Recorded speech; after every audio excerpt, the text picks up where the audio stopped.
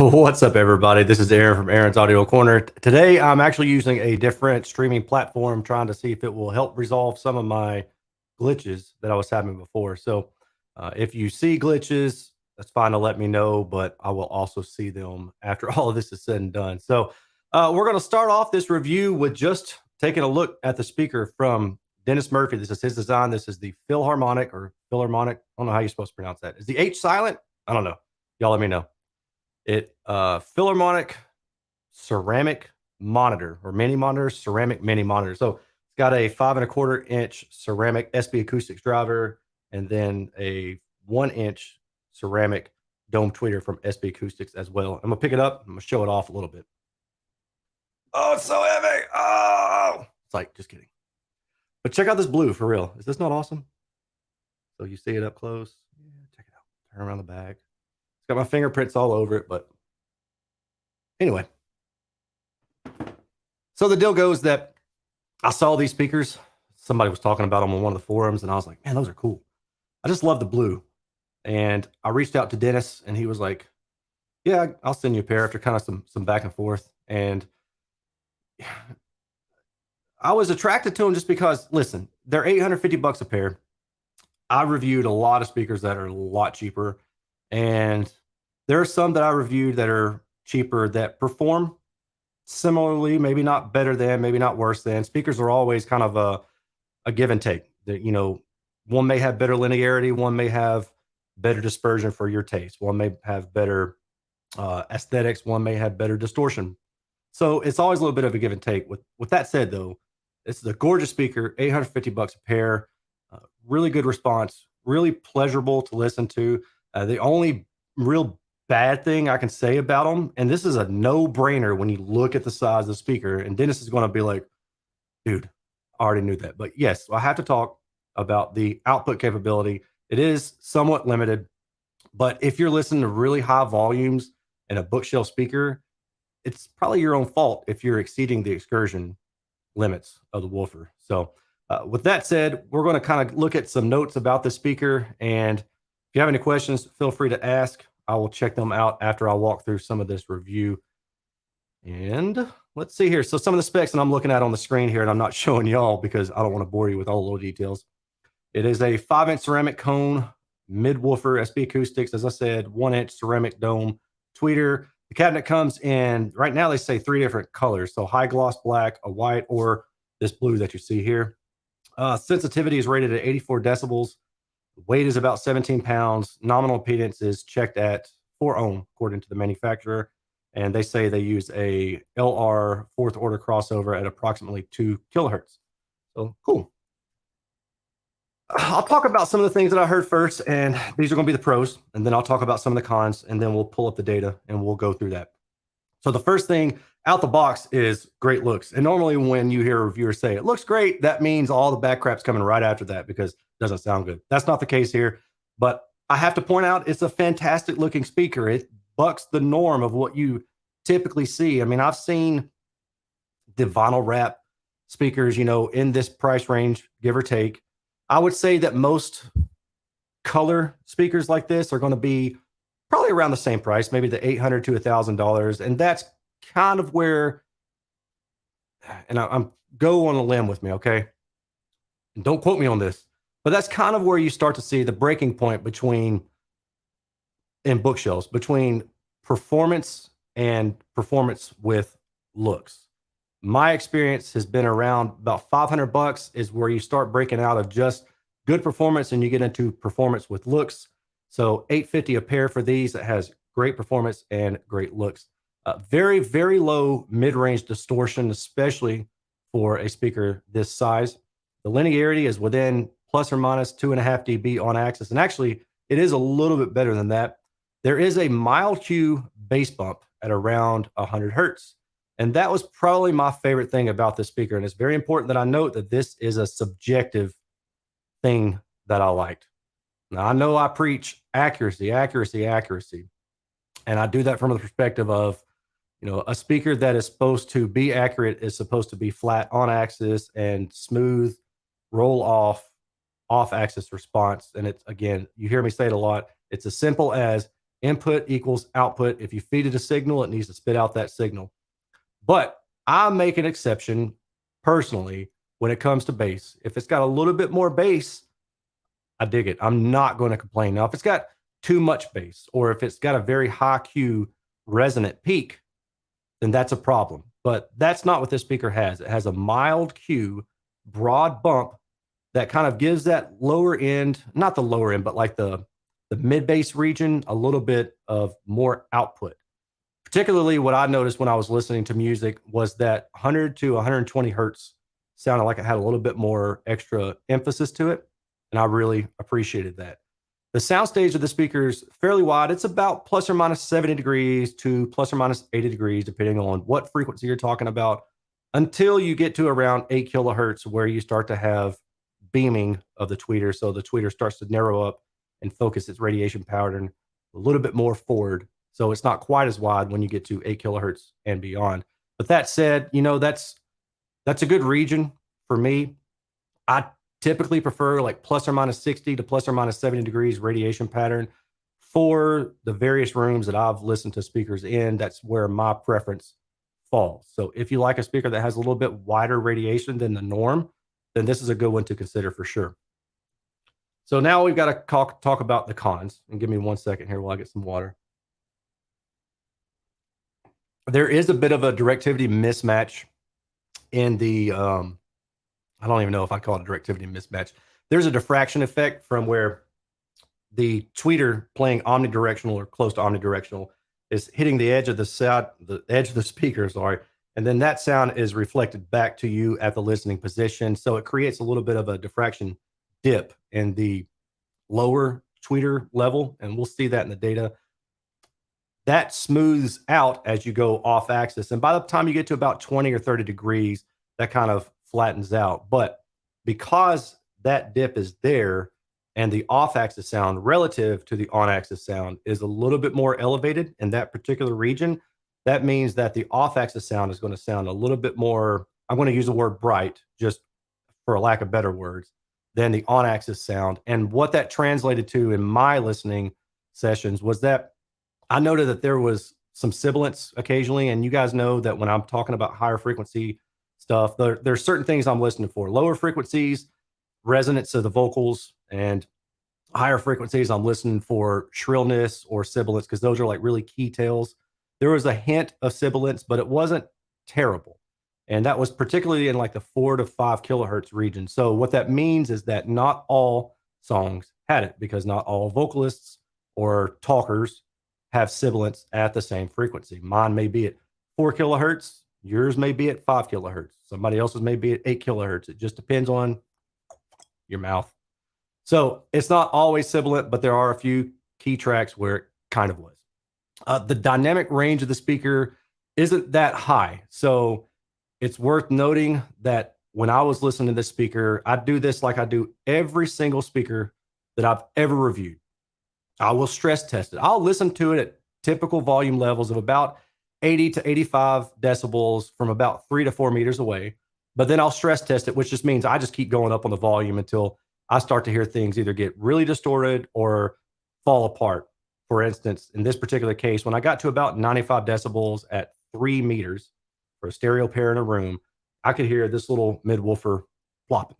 So it was just giving up. It's not capable of a whole lot of linear throw.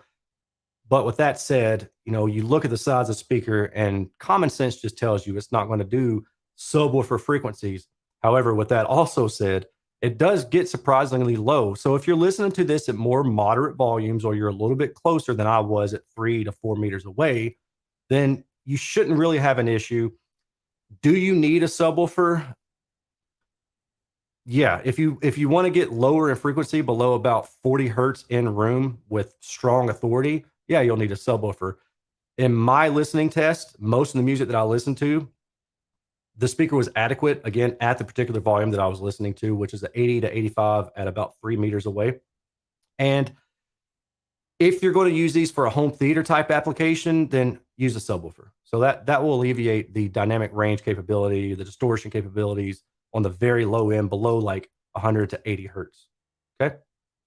So what we're going to do now is I'm going to bring up my other screen, and we're going to talk about the data. Let's see here. Cool. All right, so this is the impedance plot, and I am showing a minimum impedance of about 3.8 ohm above 80 hertz. The reason I call out above 80 hertz is because most of the speakers that I review, people are going to be listening to them with a subwoofer in most cases. So I don't really get too concerned about the impedance on the low end below that. And I just now noticed that I have a typographical error here in ceramic. So that's kind of funny. I'll have to fix that before I post all the data to my website. But otherwise, yeah, there's really not a lot to see here. No resonances that are showing up in the data that would indicate there's port resonance or enclosure resonance. So the enclosure and the port seem clean. This is the on-axis linearity with the 30-degree horizontal, 10-degree vertical listening window. So the on-axis linearity is in black and the listening window is in green. And we can see that the on-axis linearity is minus 2.5 dB and plus 1.8 decibels with an average sensitivity of 82.2 decibels from 300 hertz to 3 kilohertz. So not an easy speaker to drive. So if you're going to be listening to this at louder levels, make sure that you amplify appropriately. But as I said earlier, you may not even want to try to blast them super loud. That's going to be up to you. But now you kind of have an idea of what the sensitivity is. It's also worth noting that the preference score, which I don't put all my marbles into it. I provide it because it's kind of a good indicator if this is just a junk speaker. If it's like a 3 or a 2, then yeah, stay away. But if it's above a 4 maybe, then generally speaking, it's worthy of consideration. And this little dude has a preference score of 6. And if you used an ideal subwoofer and you use the ideal crossover and have everything set up ideally, then you'd have a score of about 7.9 right here. So that's pretty cool. Moving on, I noted that the speaker does have this mild bass boost right through here. And you can see it's about plus 1.5 dB to plus 2 dB over the average sensitivity. And here's this baffled diffraction dip right through here. So it's down a little bit in frequency. And then we'll look at the CEA 2034 data set, which similar to what we saw before, but a little bit more indicative of what you might hear in the room along with some following data. So we still see this baffle step or this diffraction issue right here. And then it smooths out within about 30 degrees. So it's okay. It's not that big of a deal. The directivity, though, does take a hit in this region, and I believe that this is due to the vertical response. So I'll show that in a little bit. The horizontal response is mostly pretty good, again, other than this diffraction effect right here. And yeah, I just noted, mostly driven by the vertical response. Okay, so estimated interim response at 0 degrees and at 30 degrees as well, because sometimes people don't point the speakers right at their ears, and sometimes they point them out into the room with the back of the speaker being parallel with the wall behind the speaker. So that would be 30 degrees, assuming that you're using a 30-degree stereo triangle. And when you see that, you can see that they pretty much match each other, except for this particular area right here. Now, this being so close to each other at 0 degrees and at 30 degrees indicate some sort of directivity issue, a non-linearity in the directivity. And that's what I was talking about earlier with that diffraction dip going on. And because of that, you can't quite tame the sibilance from this area by turning the speaker off axis. It's still going to show up, but you can tame higher frequency output if you wanted to by turning the speaker off axis. So you'll want to play around with it. Personally, I found about 10 to 20 degrees off axis was my preferred sweet spot as far as angling goes.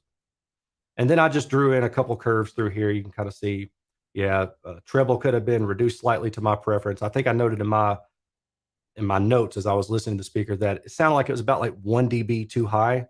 And I don't know if that's overall or just the sibilance. If I could have EQ'd that down, it might have made all the difference in the world. And then, yes, this mild bass boost is nice to my subjective preference.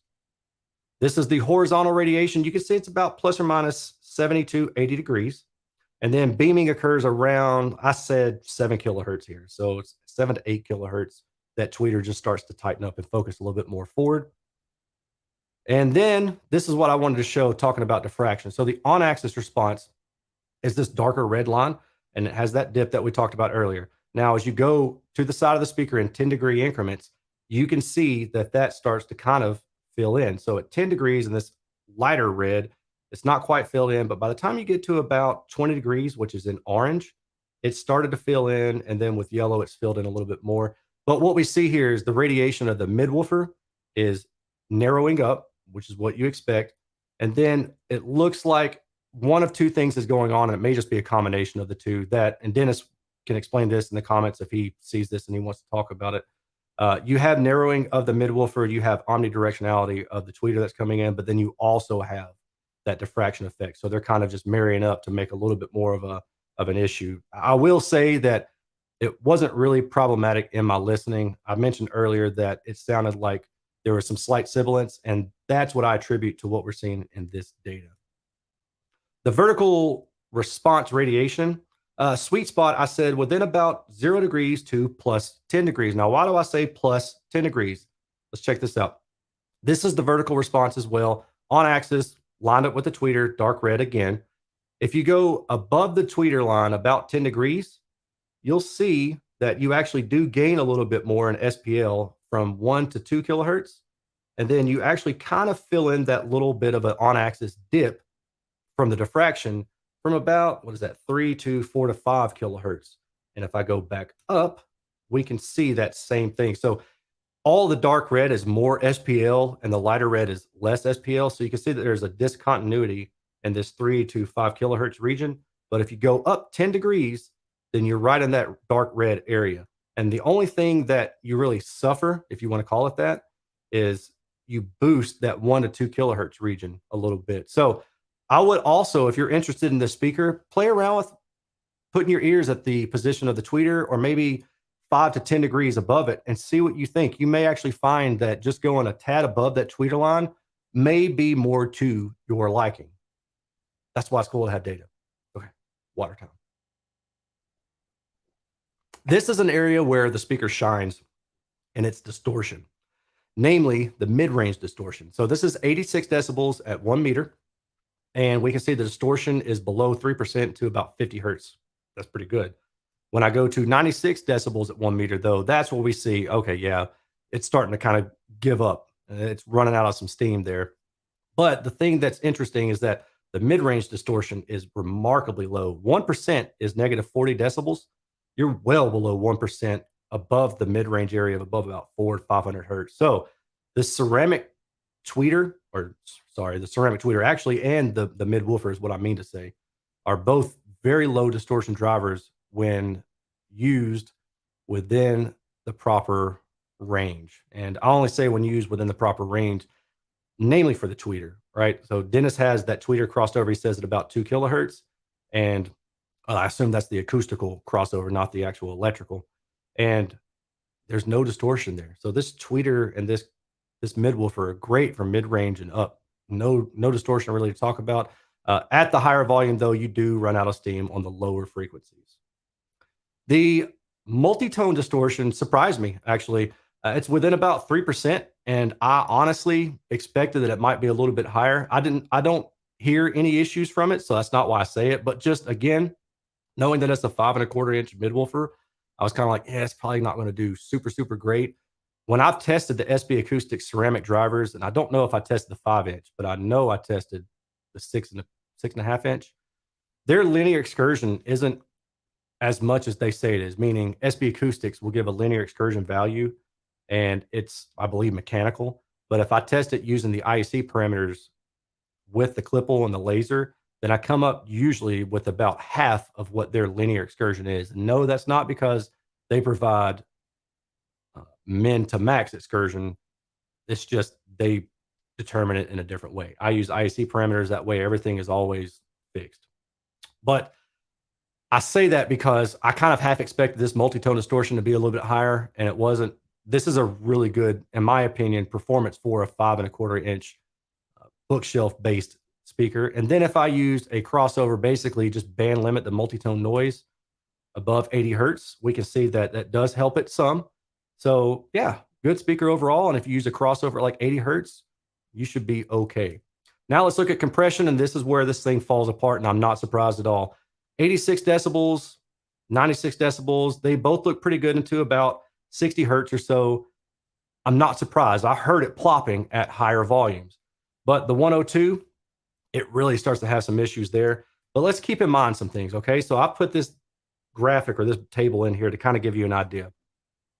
These numbers up here, 86, 96, and 102, are right here. So if you take these and you say, I'm going to run a pair of speakers in a room, that gives you additional output. And then you say, I'm going to put it 1 meter away, this column, or I'm going to put them 2 meters away, or 3 meters away, or 4 meters away in this column.